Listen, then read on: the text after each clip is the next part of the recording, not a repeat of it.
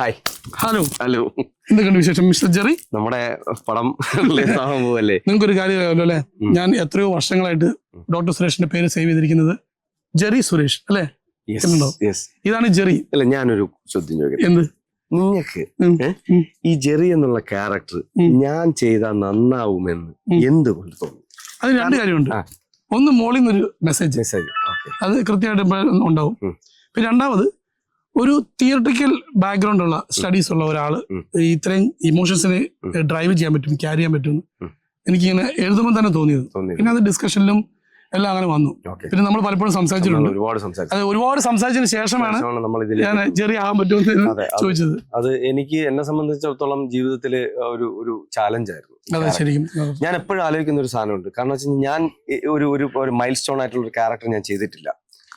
ജിജോയ്ക്ക് എന്നെ അറിയില്ല. അപ്പൊ ഞാൻ പലപ്പോഴും ആലോചിച്ചിട്ടുണ്ട്, എന്തായിരിക്കും ജിജോയെ ഈ ക്യാരക്ടർ എന്നിലേക്ക് എത്തിക്കാൻ വേണ്ടിയിട്ടുള്ള ഒരു ഡ്രൈവ് ചെയ്തൊരു ഫോഴ്സ് എന്ന് ഞാൻ പലപ്പോഴും ആലോചിച്ചിട്ടുണ്ട്. ഇപ്പൊ എനിക്ക് എന്റെ മറുപടി. പിന്നെ വേറൊരു കാര്യം കൂടെ ഉണ്ട്. നമ്മളിപ്പോ ഈ നിലവിലുള്ള ആർട്ടിസ്റ്റിനെ വെച്ച് നമ്മള് മൂവി ചെയ്യുമ്പോൾ ഇതിന്റെ സ്റ്റോറി പ്രീഡിറ്റർമെന്റ് ആയി പോവോ എന്നുള്ളൊരു ഡൗട്ട് ഉണ്ടായിരുന്നു. അങ്ങനെ പ്രീഡിറ്റർമേഷൻ വന്നു കഴിഞ്ഞാൽ നമ്മുടെ ഇത് സിനിമ നിൽക്കാതെ ചില പോസ്റ്റർ വെച്ച് തന്നെ സിനിമ അവസാനിച്ചു പോകുന്ന ഒരു കേസ് ഉണ്ടാവും. അത് തന്നെ അങ്ങനെ വന്നപ്പോഴാണ് ഒരു പുതിയ ന്യൂ ഫേസ് കൊടുക്കുമ്പോൾ ഇത് ഡ്രൈവ് ചെയ്ത് ഇത് പോകുന്ന സമയത്ത് ഇത് എവിടേക്ക് ഇത് പോയി ഹിറ്റ് ചെയ്യുക എന്ന് പറയാൻ പറ്റാത്ത സാഹചര്യം. അത് കറക്റ്റ് സിനിമ കാണുമ്പോൾ എല്ലാവർക്കും മനസ്സിലാവുകയും ചെയ്യും ഇത് എന്താണ് സംഭവിക്കുന്നത്, ഇത് എവിടെയാണ് പോയി ചെയ്യുന്നത്. അത് തന്നെ. പിന്നെ നായികമായിട്ടുള്ള നിങ്ങളെ ആ ഒരു വർക്ക് ചെയ്തേക്കുന്ന ആ മെത്തേഡ്, നിങ്ങൾ രണ്ടുപേരും കൊടുക്കൽ വാങ്ങി നടത്തിയിരിക്കുന്ന ആ ഒരു രീതി, അത് ഇതിനകത്ത് വളരെയധികം നന്നായിട്ട് വർക്ക്ഔട്ട് ആയിട്ടുണ്ട് എന്നാണ്. അത് ഈ ബാക്കി പ്രേക്ഷകരാണ് തീരുമാനിക്കുന്നത്. ഇവര് ഇപ്പൊ ഈ കാണുന്നവര് വിചാരിക്കുന്നുണ്ടാവും ഡയറക്ടറും ഹീറോയും കൂട്ടി തള്ളോട് തള്ളല്ല, ശരി, ശകലം ജീവിതമാണ് പറയുന്നത്. അത് തന്നെ.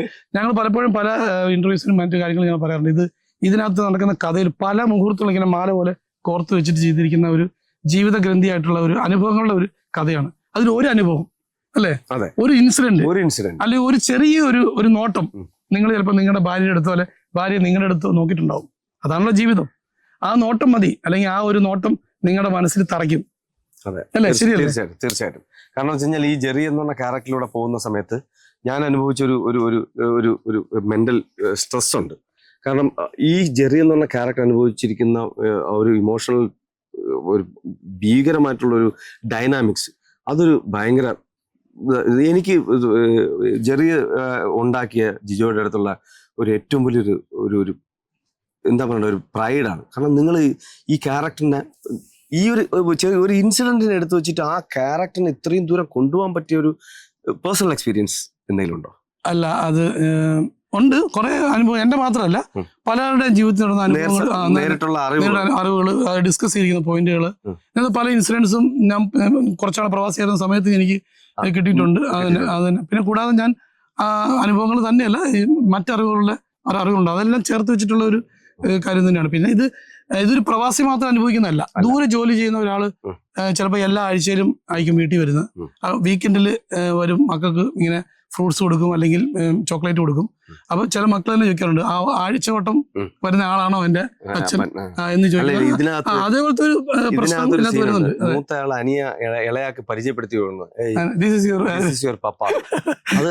അത് ഭയങ്കര അവസ്ഥയല്ലേ? കാരണം മൂത്ത കുട്ടി ഇളയ കുട്ടിക്ക് സ്വന്തം അപ്പനെ പരിചയപ്പെടുത്തി കൊടുക്കുക. അപ്പം ഇളയ കുട്ടി എടുത്ത് ചോദിക്കുന്നത്, is this our father, is it? പരിചയപ്പെടുകയാണ്. അതൊരു ഭയങ്കര, നിങ്ങളൊന്ന് ആലോചിച്ച് നോക്കൂ, സ്വന്തം മകൻ നിങ്ങളുടെ വീട്ടില് നിങ്ങളുടെ അടുത്ത് ഒരു വിജാതി അല്ലെങ്കിൽ ഒരു അന്യ പുരുഷൻ അല്ല അന്യ വ്യക്തിയോട് കൊടുക്കുന്ന പോലെ വെൽക്കം ചെയ്യാണ്, ഹലോ എന്ന് പറഞ്ഞിട്ട്. ഒരു ഗസ്റ്റിനെ വീട്ടിലേക്ക് ക്ഷണിക്കുന്നത്, അത് ശരിക്കും അതൊക്കെ മനസ്സിൽ തട്ടാവുന്ന ഒരുപാട് ഒരുപക്ഷെ ആദ്യം ഗർഭിണി ആയിരുന്നപ്പോഴായിരിക്കാം പുള്ളി ഗൾഫിലേക്ക് പോയത്. തിരിച്ച് 4-5 വയസ്സുള്ളപ്പോഴാണ് തിരിച്ചു പറഞ്ഞത്. അപ്പൊ സ്വാഭാവികമായിട്ട് ഈ കുട്ടിക്ക് അപ്പൻ അന്യനാണ്. എത്ര വീഡിയോ കോൾ കണ്ടാലും എത്ര ചാറ്റ് ചെയ്താലും വ്യത്യസ്തമാണ്. ഇപ്പൊ ആൾക്കാർ പറയും വീഡിയോ കോൾ ചെയ്തുകൂടെ, കണ്ടുകൂടെ, കേട്ടുകൂടെ ചോദിക്കുന്നുണ്ട്. ആ കുട്ടി തന്നെ is the same father coming in our video call ചോദിക്കുന്നുണ്ട്. അപ്പോഴാണ് പറയുന്നത് അതല്ലല്ലോ എന്ന് പറഞ്ഞിട്ട് അവനിങ്ങനെ നോക്കുന്നുണ്ട്. എന്തായാലും ഇതുപോലെയൊക്കെയുള്ള ഓരോ അനുഭവങ്ങളുടെ മാലപ്പടക്കമാണ്, ഒരുപാട് സീനുകളുടെ ഒരു മാലപ്പടക്കമാണ് ഈ സിനിമ ജെറിയുടെ ആൺമക്കൾ. എന്തായാലും ഇതിന്റെ ക്ലൈമാക്സും അതിനേക്കാളും നിങ്ങളെ ത്രസിപ്പിക്കുന്നതായിരിക്കും എന്ന് ഉറപ്പായിട്ട്. September 19 അതെ, നമ്മൾ പൊളിക്കുന്നു. വെൽക്കം ടു ജെറിയുടെ ആൺമക്കൾ on September 19th. Thank you. In your nearest cinema hall. Thank you so much. Bye. Bye.